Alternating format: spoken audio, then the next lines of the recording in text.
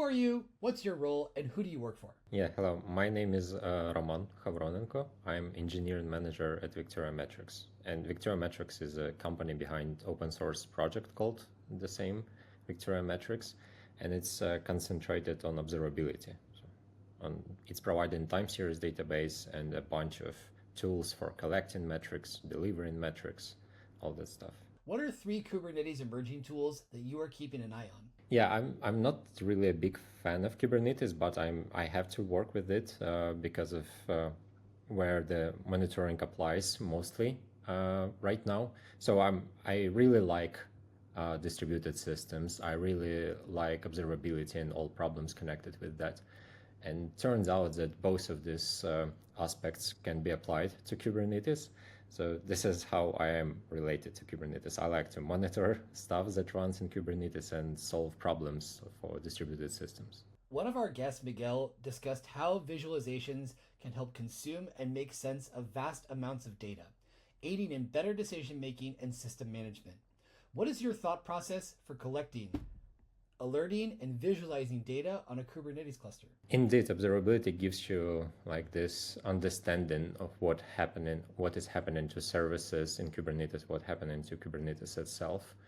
And it's without observability, I just can't even imagine how the person can decide whether something works good or not. Like without observability, just a black box. The best you can do is check logs, or maybe ask your users if they're okay with the quality of service. But observability actually opens you like the window, makes the processes transparent. You can, at any moment of time, right now or in the past, you can check how the system behaved. And dependent on what metrics you collect and how you collect them, how you process them, you can get better understanding of what is happening, maybe worse understanding, but at least you have this understanding. You can see what is happening, why errors starting to pop up, with what events it correlated with, and etc. Yeah, and making it visually represented in stuff like Grafana is also very important, because you can open this dashboard, you can see what is happening on this. You can also pre-save those dashboards. You can share it with your colleagues, with other engineers, so you are on the same page. But much more important is to have alerting, which is not dependent on the human looking at the dashboard or some picture. Alerting is very important to get you a notification when you are not awake, for example, or not exactly right now looking at the dashboard. Alerting can let you know immediately if something is wrong and grab your attention to the problem. Now, Miguel also explained that while monitoring deals with problems that we can anticipate, for example, a disk running out of space, observability goes beyond that and addresses questions you didn't even know you needed to ask. Does this statement match your experience in adopting observability in your stack? Yeah, that's 100%. Like, if you have metrics that mean something, like describe the internal processes of your application, like what happening inside, for example, how request is processed, or how some process, what characteristics changing during the process of, for example, backups, like you're doing backups every hour. So if you collect those metrics and those metrics have meanings, you can get into even better conclusions or new conclusions that you couldn't have anticipated before.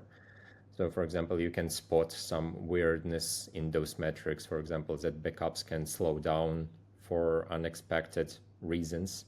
And looking at those metrics, you can have a guess or even have a theory, and then by adding new metrics, you can prove or disprove it, why that slowdown happens, or why any other process happened or behaved differently.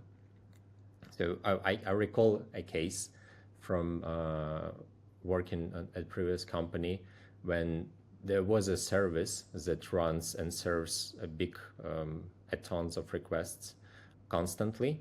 And during Sundays at a specific hour, the latency for serving requests started to degrade for unknown reasons.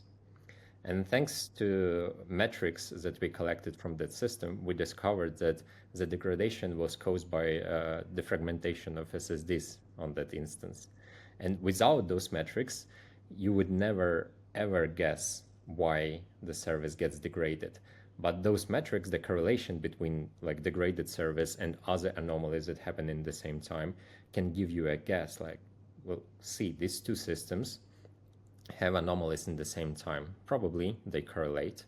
Probably you can guess why it has happened and so. While maintaining 900 nodes and a 15,000 pods cluster, one of our guests, Ferris, explained their transition from Prometheus to Thanos, and eventually their decision to adopt Victoria Metrics for the metric stack. What's your experience in monitoring and managing large-scale clusters? Yeah, I have a pretty good experience, I would guess, because we are exactly working on the time series database, which is supposed to solve monitoring at scale problems. And probably this article only proves this if they switched from Thanos to Victoria Metrics just to get better reliability or scalability. That means that the work we are doing on the Victoria Metrics project is good, right, if people choose it. So my personal experience is that Kubernetes is pretty expensive in terms of telemetry data, just because of the model, because of the frequent labels change. There is a term called churn rate in metrics perspective, which basically means that some time series data exposed by Kubernetes services and Kubernetes itself are not living long enough. Basically, those time series are dying and creating multiple times per day. And this results in the churn rate because such metrics are very hard to properly process in time series databases. Because time series databases usually maintain inverted indexes, they have this mapping between unique time series and its actual ID in the system. And if you have high churn rate, when metrics constantly creating and dying, this would cause those indexes to consume much more memory than you expect. This is related to both to Prometheus, to Thanos, to all derivatives of Prometheus, and to Victoria Metrics as well, because Victoria Metrics also maintains that inverted index. And the difference between these systems is maybe one system is just more efficient with that or have better techniques to tackle with that.